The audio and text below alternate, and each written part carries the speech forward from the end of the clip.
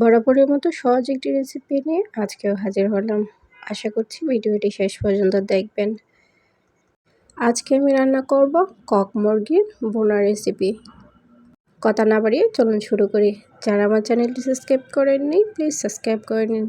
আমি এখানে হাফ কেজির মতো মাংস নিয়েছি, সাথে 2টা ডিমও ছিল। একটি করে 1/4 কাপ সরিষার তেল দিয়ে দিব, তাতে দিয়ে দিব 1 কাপের মতো পেঁয়াজ। পেঁয়াজটা ভাজা হতে হতে এ পর্যায়ে দিয়ে দিব 2টা এলাচ, দারুচিনি এবং তেজপাতা দিয়ে পেঁয়াজটা সামান্য একটু ভেজে নেব, বেশি ভাজার প্রয়োজন নেই। এখন দিয়ে দিব হাফ চা চামচের মতো হলুদ গুঁড়ো, 1 চামচ মরিচ গুঁড়ো, হাফ চা চামচ ধনিয়ার গুঁড়ো। জাল বেশি খেতে চাইলে জালের পরিমাণটা বাড়িয়ে দেবেন।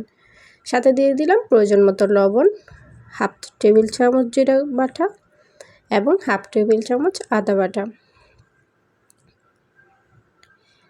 সাথে দিয়ে দেবো 1 চামচের মতো পেঁয়াজ বাটা দিয়ে মশলাটা ভালো করে মিশিয়ে নেব।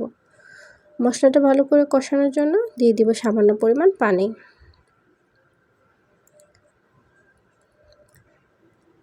এখন একটি ঢাকনা দিয়ে মশলাটা কষানো হওয়া পর্যন্ত অপেক্ষা করছি। মশলাটা কষানো হয়ে গেলে তাতে দিয়ে দিব কয়েকটি আস্ত রসুন এবং মুরগির মাংস। যারা রসুন বাটা খেতে পছন্দ করেন তারা এখানে রসুন বাটাটা দিয়ে দিবেন।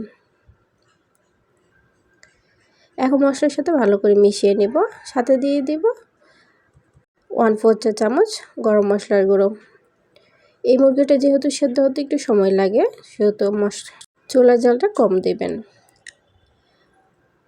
ওই মাংস থেকে অনেকটা পানি বের হয়ে গিয়েছে, এটা দিয়ে আমি মাংসটা ভালো করে কষিয়ে নেব। আমি সাথে 4টা আলু দিয়েছি, আপনারা চাইলে স্কিপ করতে পারেন।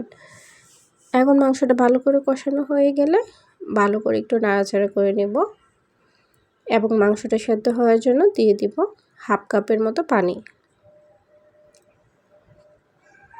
আমি আজকে 2বার মাংসে পানি ব্যবহার করেছি, কারণ এই মাংস সেদ্ধ হতে একটু সময় বেশি লাগে, তাই কম জালে আমি প্রায় আধা ঘন্টার মতো এটা সেদ্ধ করে নিয়েছি।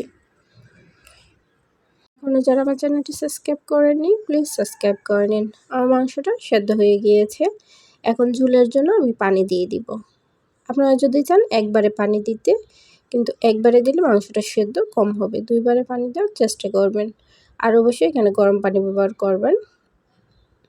আমি এখানে কুসুম গরম পানি নিয়েছি। একটি ঢাকনা দিয়ে দিব রান্না হওয়া পর্যন্ত। এখন আমার তরকারিটা হয়ে গিয়েছে। এ পর্যায়ে দিয়ে দিব আমি হাফ চা চামচের মতো আরও গরম মশলার গুঁড়ো। লাস্টে গরম মশলা দিলে ফ্লেভারটা সুন্দর আসে। এখন ভালো করে নাড়াচাড়া করে আমি চুলা থেকে নামিয়ে নিচ্ছি। তরকারিটা কেমন হয়েছে অবশ্যই কমেন্ট করে জানাবেন। এভাবে কম মশলা দিয়ে রান্না করলে তরকারির টেস্টটা কিন্তু অনেক মজা। একবার হলেও বাসায় এভাবে রান্না করার চেষ্টা করবেন, দেখবেন কেউ বলতে পারবে না। এতক্ষণ সাথে থাকার জন্য সবাইকে অসংখ্য ধন্যবাদ। আল্লাহ হাফেজ।